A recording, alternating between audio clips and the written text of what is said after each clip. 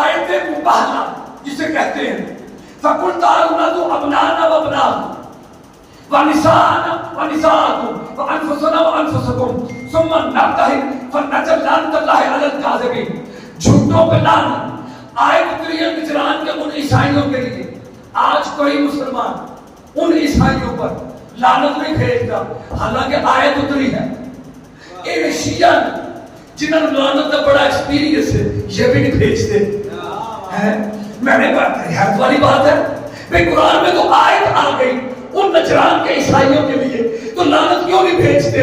میں نے جب پوچھا تو انہوں نے کہا اس لیے لعنت نہیں بھیجتے کہ وہ مطلب دیکھیں گے یا مطلب وہ پنجتن کے مقابلے سے دستبردار ہو گئے، انہوں نے سرنڈر کر دیا۔